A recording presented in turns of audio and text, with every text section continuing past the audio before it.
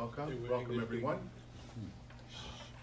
So last week we had a little technical difficulty. We tried live streaming, which I think worked, and somehow or other the people here, we're back in Florida, you can tell from the short sleeves, and so the people here in Florida were having a little bit of difficulty watching it as we live stream.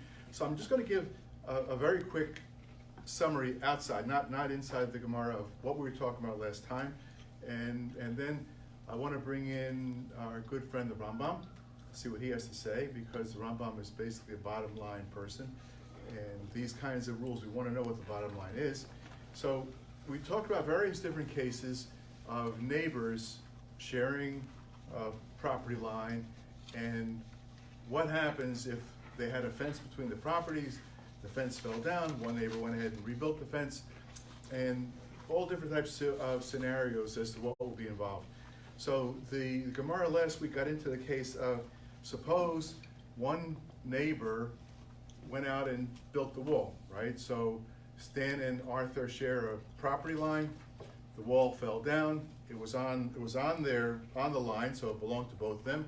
Stan went ahead and rebuilt it, and now he goes to Arthur and he says, Arthur, you need to pay me my share of what it costs to build that wall. Arthur doesn't want to, he says, I'm not going to. And by the way, I asked a lawyer about that, and he said American law, you can't force them. But in our law, in the law, the Talmudic law, there are certain circumstances where you can. And one of the cases was, suppose Stan built his wall, Arthur refused to pay, but then Arthur went ahead and he built a wall parallel to Stan's wall a little distance away. So now Stan can take Arthur to court, because he can say to Arthur, listen Arthur, you must be intending to do something with my wall. You built a wall next to mine, you're probably going to join these two walls with some sort of a roof, and you're going to make a little house out of that. And therefore, by your building the second wall, you've indicated what? The benefits of the first wall. The benefit of the first wall, exactly, Rachel. That you are intending to use that wall, and therefore, I have a right now to expect you to compensate me for the cost of that wall, right? Okay, that's one case. Then we talked about different cases. Suppose Stan built the wall the full length of the property line. Let's say it's a 100-foot property line. And Arthur comes along and he builds halfway, right? So now, what can we require Arthur to pay? Can we require him to pay the entire length, or just the portion that he built? So in the end, the decision is that we can make him pay for the whole thing, because just because he's right where he is now, he may be intending to go further at some point, and so he's got to actually come up with the whole thing. The next case is, suppose when Stan built the wall, so we know that there is a concept of hezek re'iyah, and what that means is the damage that you cause your neighbor by being able to look at him, right? Everybody, we all want privacy, right? And so by my neighbor being able to look into my yard, that's a damage to me. So what the rabbis have determined, that a standard size wall, which eliminates this problem, is a wall which is 4 amos high. An amma is defined as between 18 and 24 inches.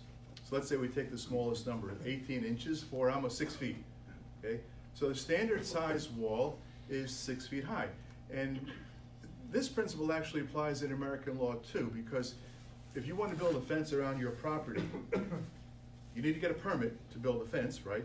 But if the fence is no more than, I think, depending on the jurisdiction, where we used to live in Edison, New Jersey many years ago, the standard height was 6 feet. So if you built a wall 6 feet or less, they would basically issue you the permit, you had no problem. If you wanted to go higher, you needed to get a variance, right? You had to get permission from the planning board or the zoning board to allow you to go a little higher than that. So let's say in this case, so Stan built the wall, but he didn't build it 4 amos high, he built it 6 or 8 amos high.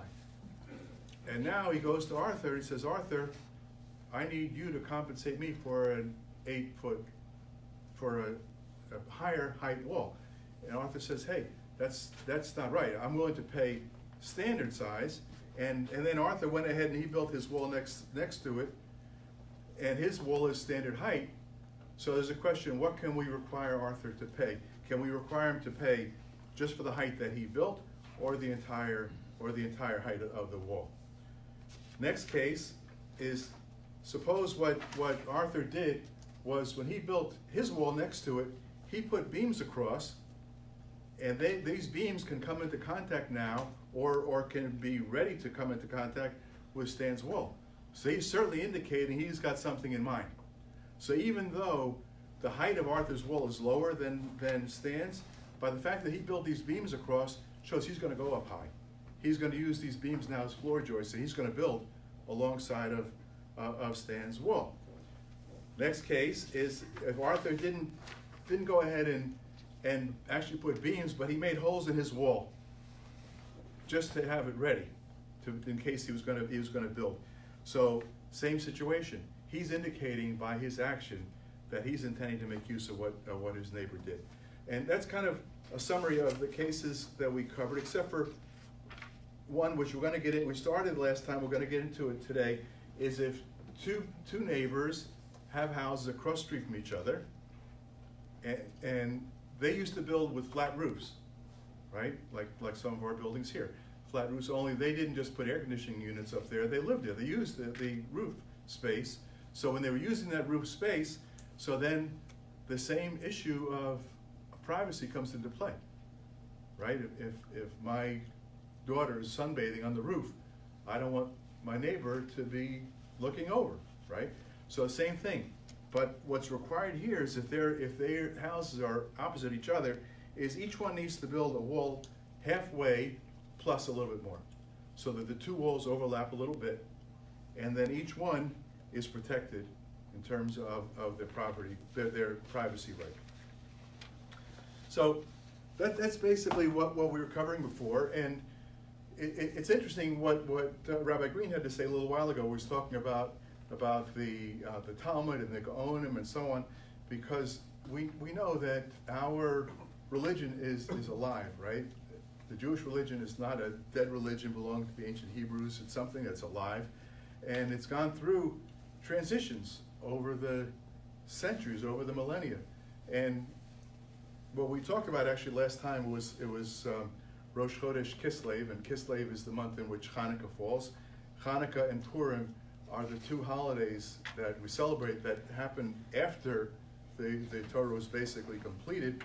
These are rabbinic in origin, and when these things happened, it showed the change, the transition from a religion which is dependent upon revelation and miracles and prophecy, to one that now is an interactive one between the people and God, because prophecy is not something that you can summon up by yourself. You know, maybe Moshe Rabbeinu could talk to God directly, but all the other prophets had to wait until God came to them. And so the religion kind of worked in that way. Same with miracles. God decided that miracles were going to take place, you know, with a few exceptions. Eliyahu Hanavi bringing down the fire and so on, that he summoned up the miracle, but still in all, it was basically almost like in one direction. But now, when the rabbis became the most important or the most prominent source of the practice of the religion, that became sort of a two-way. Now here we are, engaged in a living study of the Talmud. What we're doing is alive. And if one of us were to come up with some amazing insight that had never been mentioned before, we have a right to have that included in the Talmud. Of course, if we disagree with somebody that came before us, we need to be, you know, smarter and more knowledgeable than them before our opinion is going to be accepted. But still in all, that exists. So after the period of the Gaonim, so the Talmud, then came the Gaonim and the Anshe Knesset Hagadolah before them. The Gaonim were involved to a great extent in the responsa, where they were receiving letters and they would respond by mail. And along came the Rambam in the 12th century, Rambam Moshe ben Maimon, decided that we really needed to have a codification of the law. We needed to know, we talk about 613 mitzvos, what are they? And he made a list of the 613 mitzvos, and he basically boiled down all of the law. So the Gemara and the Mishnah talk about many topics, and there is a lot of back and forth, right? There's a lot of disagreement as to what the actual law is, but the Rambam basically said this is what the law is. And his idea was that the Jews are beginning to be scattered all over, and we needed to have one code that we could all agree on. It didn't exactly work out that way because he was certainly authoritative, but there were some others at the same time, notably the Rif and the Rush, and they argue with him. But still in all, he's accepted as pretty authoritative. And I just wanted to share with you what the Rambam has to say about our Gemara that we've been learning. So if we take a look at the small handout, where it says the third paragraph, chapter 3. So the first paragraph, number Aleph, says Kosel Chatzir, which is a wall of a yard, right? A wall of a yard separating properties. Hamavdu bein shnei shutfim, which is separating between two partners, right? Two neighbors. Shenafal, and this wall fell down. Yesh l'chol echad mishneim l'chofes chavero livnoso. So either a partner now, whether we're talking about Stan and Arthur or Arthur and Stan, either partner has the right to compel his neighbor to build that wall back ad gova arba amos, up to a height of 4 amos, right? Because 4 amos is the hezek re'iyah, that's the standard, right? So kadesh lo yiru zeh zeh. So they shouldn't be able to see each other, right? I have the right to have privacy in my backyard. You have the right to have privacy in yours. So either partner can compel the other. Aval yasser al arba amos, but suppose what one neighbor wanted to do was to build it higher than the standard height. Ein mechayveno. So he cannot require the neighbor to go higher than what is considered what is standard. So rotzo ha'echad v'igbiya koso yosel arba amos. So let's say one of the neighbors goes ahead and builds the wall, and he makes it higher than 4 amos. Imba chaveru bona kosel echad gavoa.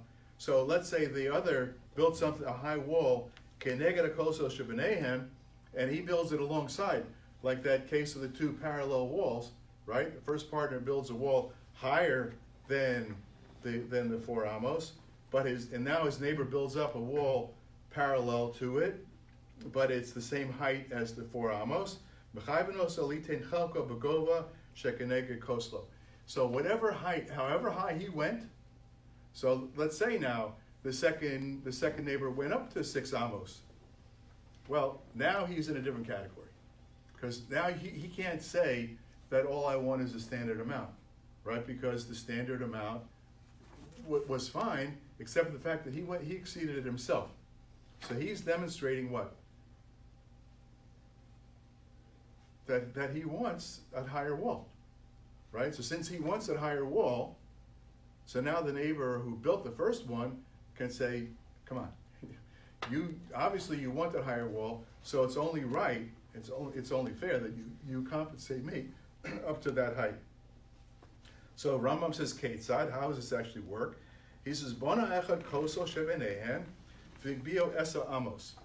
So one of the partners built the wall between them, and he built it 10 amos high.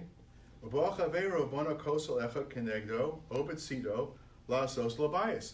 the other one went ahead and he built a wall either perpendicular to it or parallel to it, because he wanted to use the first wall as one of the walls of his house, right? So now he's building these 2 walls to build a house for himself. And this second wall that the second neighbor built is 6 amos high.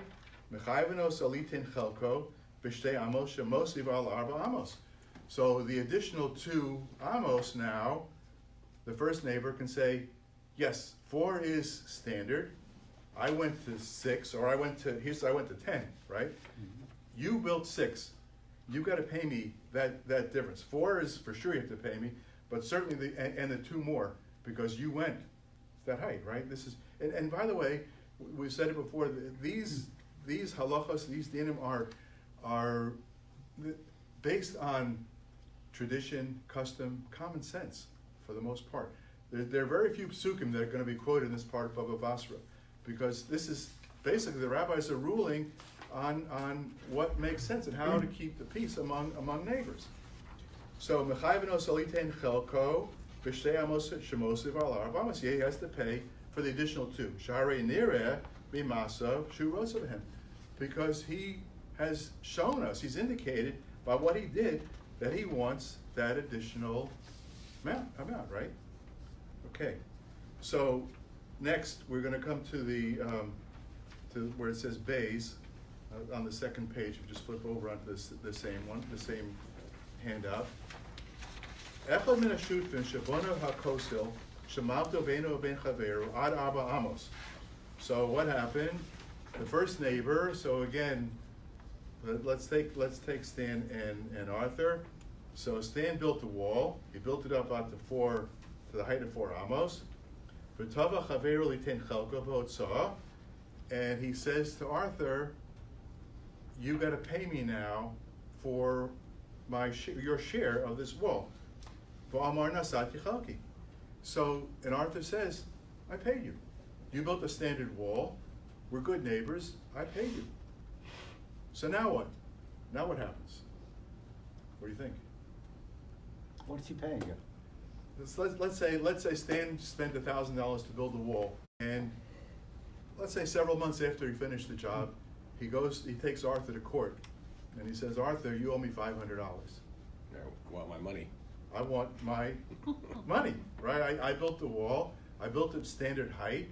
It cost me $1,000. I'm entitled to $500 from you." And Arthur says, "What? I paid you when you built it.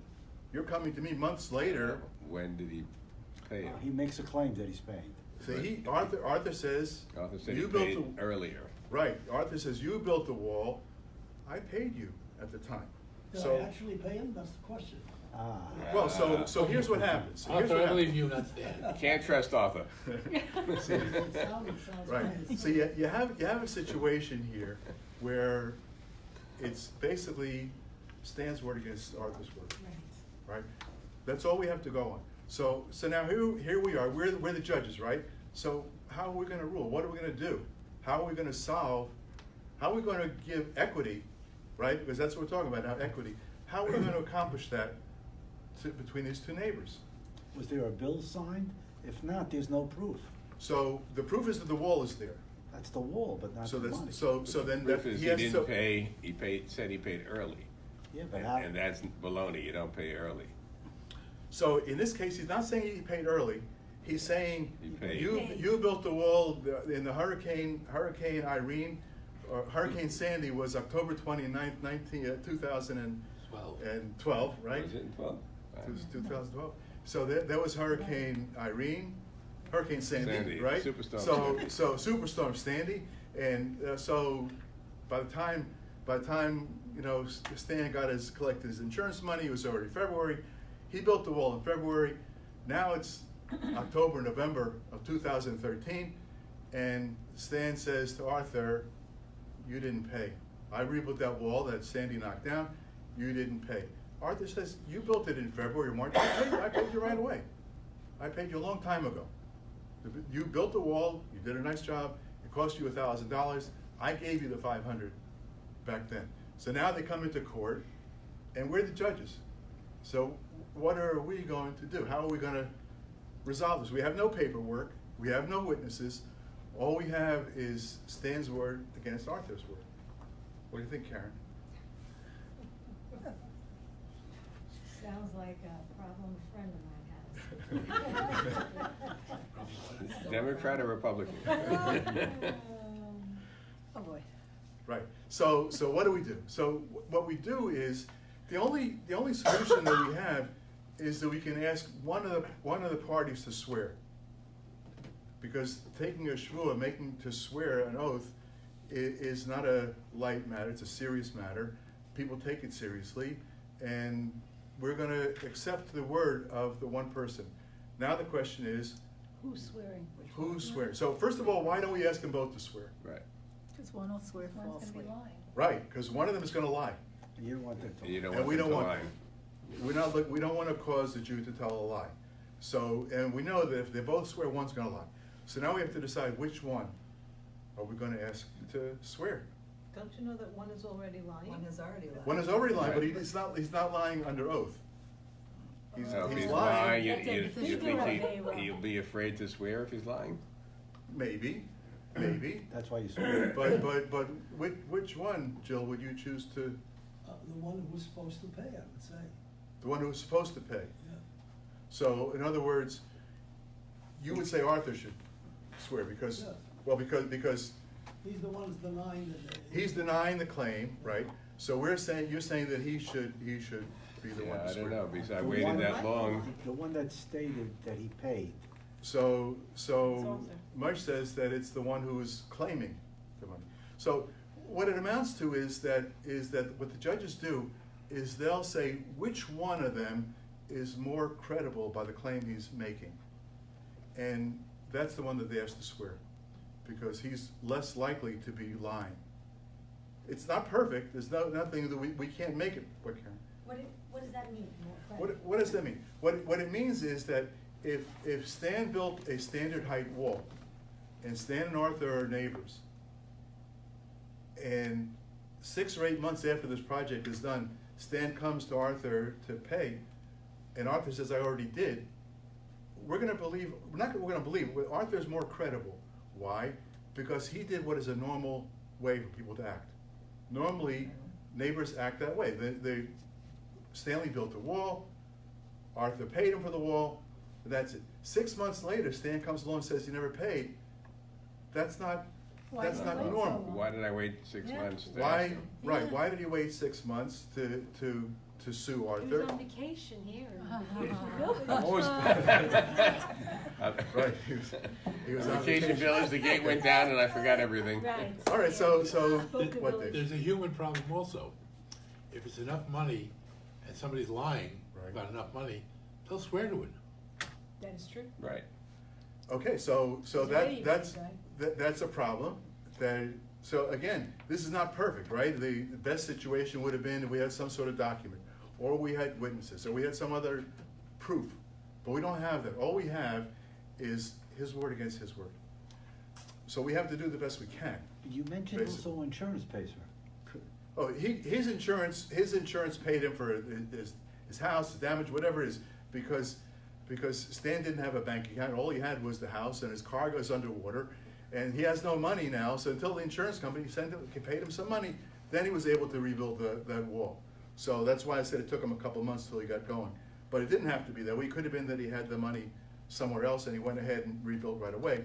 But probably would have taken some time anyway, because there were all kinds of building permit issues and flooding issues and all that other stuff. But the point is that if one of the parties acts in the normal way, and the other person is acting in an abnormal way, so the one who is acting normal, This is it's kind of a bad word to use, Yeah. but the one who is acting the way that we would normally expect people to act, that person has more credibility, and therefore that's the one who's going to swear. Okay, so since the plaintiff in this case he's acting not in the way that most people would act, because he waited a long time to try to collect his money. But who's Therefore, to he's less define credible. what a normal way to act is? Maybe that's what most people do. To wait. No. Wait 6 months. No. Well, so let's say it's a year. I mean, whatever length of time is customary, you waited longer, right? Okay. So by doing that, you are less credible, because it could be that he did pay, you forgot, it's a long time ago, just like you had no document, you had no witnesses, you didn't remember, you were busy trying to rebuild your property, and you have to raise it up on stilts and everything else, and so you forgot. But he remembered. So we're gonna ask him to swear, because his action is more what we would expect. Okay?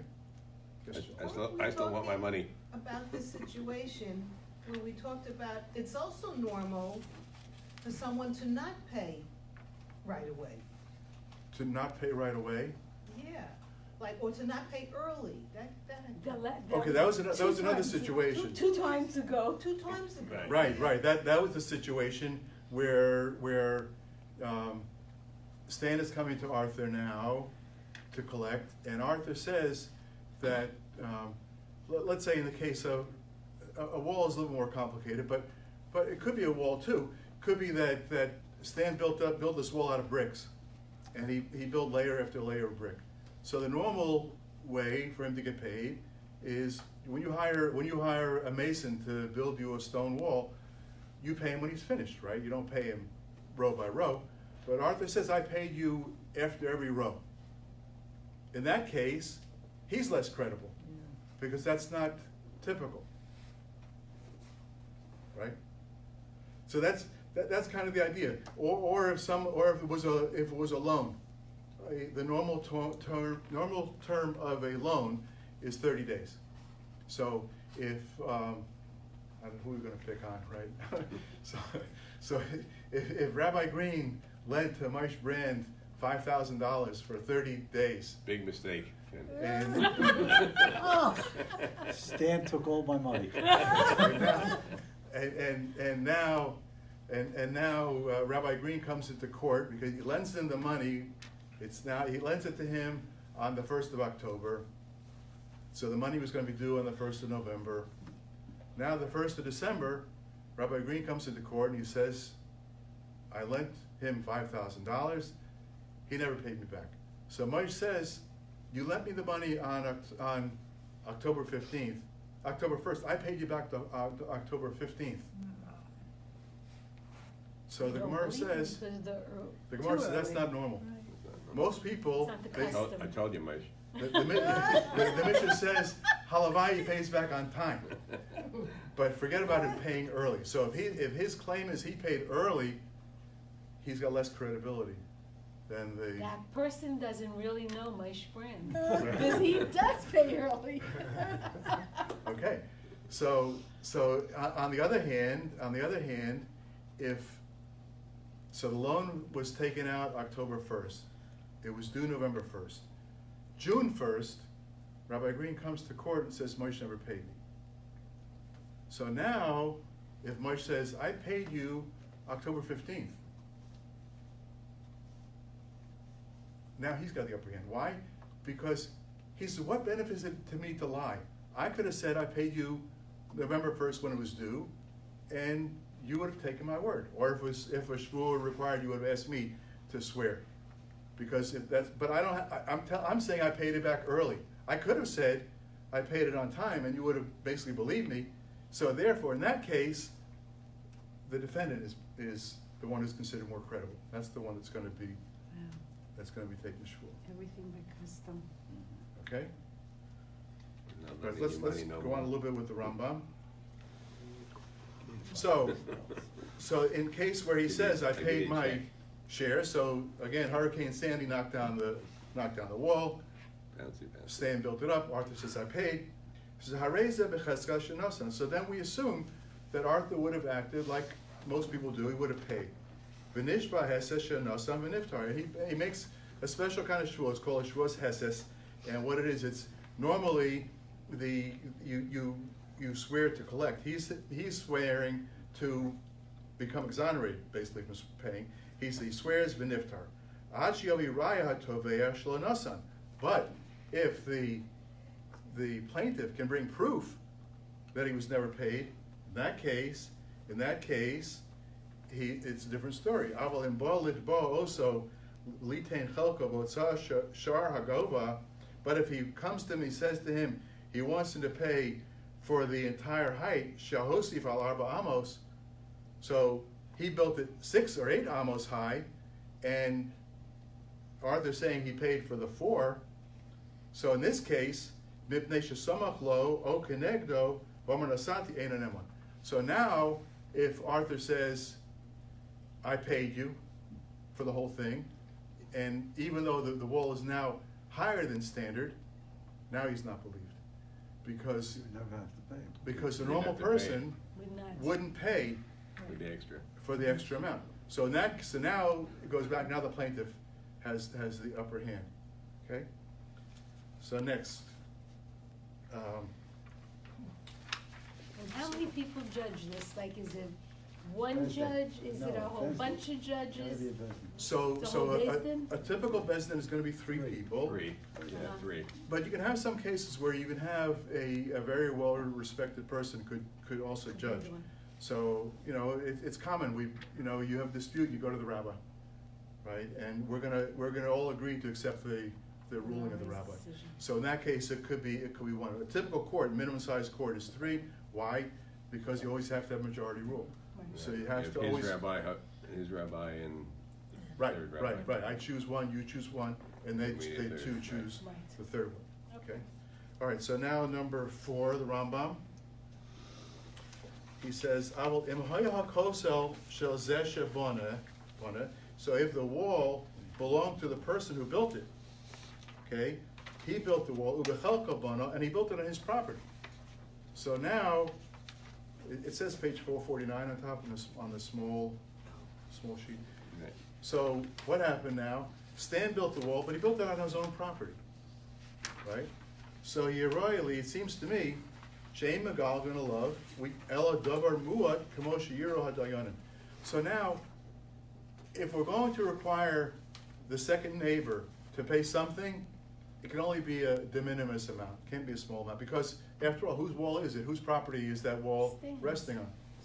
It's Mine. Stan built the wall, he built it on his property. It's He his. wants Arthur to pay because Arthur benefits too. But Stan wants money. he can't ask him to pay 50%. It's not fair because it's not on his property. Why do you have However, to ask him to pay anything? well, he can always ask. You can always ask. Yeah, but he the doesn't court- have to So the pay. court is saying that in interest If of he equity. benefits, he has to. Why Because does it Arthur benefit? has- It's Arthur not on does my have- property. But I he don't pay for benefits, it. still has some So, privacy. Discuss So- it with me in advance. Right, so what Moshe's saying, that as a lawyer explained to me here, that American law cannot require the neighbor to pay. After the fact. Right, after the fact, especially since the wall is on the His property of the property. other neighbor. So, but the Gemara law will ask him to pay some small amount. They don't specify what percentage, but they're saying yeah, pay me a you couple can't- bucks. a small amount, right? You won't get nothing. Right. Let's go compromise to keep peace. So what happened? The wise will work it out. So the Rambam says, basically, it's not fair. He says, nearly, it seems to me that we can't expect him to pay a large quantity. Because he can't use that wall. It's on the neighbor's property. Does he get any benefit from it? though? The benefit he can get is hezek re'iyah, The right? privacy. Just the The privacy, right? Privacy. That's right. Privacy, he gets that. Okay. So that's a benefit. So the Rambam says, it's fair for him to contribute. But in the Okay? previous situations that you had given, if it was built on the line, On the we property separated line, him. right. Then if he built another wall on his property, the idea of him paying for this is that he could use that wall. Correct. He had Right. the fact that it's on the other man's property, But it's he a di- can't use that wall It's a different anymore. benefit. He can't use it for building, but There's he can use it nothing. for privacy. That's not his problem, that he built it. He could build No, a but you house have on that. privacy from me and I have privacy from you. Stan, you're paying for it, I'm not. Did he ask the neighbor if he Did he wanted ask the to use neighbor? law? See, if this was. I was always waiting, the lady. I was Lady waiting for that always because asks. Ask the neighbor in advance. every week, a woman comes up with that question Because because women would never have this issue. Does it make Only sense? men. women would never. I want Mike to pay. What's the question? Women would never, they No would problem. have. You can want all you I want. don't want you to What build would a you have wall, done? people come. If someone asked, if You they would asked have for talked to your money? neighbor first, right? Of course. Right. But You would've- you I'm would've not had it talking to my solved. neighbor. But building on your own property, Right. you don't have to ask your neighbor. You don't put out I the can money do and what I someone want on else my to own pay for property. it. But all of these 100%. cases. But not if you want me to pay for But it. all of the I don't cases. want you to pay for it. You want me to Well, pay for then part of we're I it? don't want you to pay for it at all. The It only wants thing nothing to do concern with you you. is that you may get some benefit from it. Big deal. It's I built it. And you don't want to charge me anything. I'm not paying you a I'm not penny. paying you anything, Not good. a penny. Okay, so in that case. That's if you're buil- negotiation. If you're building the wall on your property, you're not expecting him to compensate you at all, that's your right. You can always waive our rights. You can always do that. But the Rambam is saying that it seems to him that it's fair that the neighbor who does get a benefit, he does get the benefit of privacy, should compensate I agree some with small Rob, I amount. should get a benefit, give me half the money. I have a question. Yes, What if one of the men on his own property? It's always the put men, this right? Yeah. huge tree? right, Now, the guy on the other side gets a benefit, he gets some shade. right, You can't ask him for money for that tree. for the tree, Why not? That's in America. so, I that's mean, you that. could ask, but I mean, there's no legal thing that he's gotta pay because you put a tree in your. We're actually gonna get into, not exactly trees, we're gonna get into windows. It's not gonna happen this week, but it's gonna happen next week. We're gonna what happens if you block my light, Okay, in US law, I've been through that, right? I'm allowed to cut down whatever's on my property line. His correct. tree, but it's over my property line. overhanging. Okay. I have to pay for it, I have to have somebody come and cut down the tree on my side. Okay, so suppose I have a view of the Hudson River, and you build your wall, your apartment building, blocking my view. It happens all the time. It happens all the time, Tough, right? tough, tough. Right? Or if I have, if I That's so put much in, money. if I put in a beautiful glass patio door on the back of my property, and I've got the sunshine coming in the afternoon, whatever it is, and you go ahead and you build a wall, a tall fence, right opposite my patio door.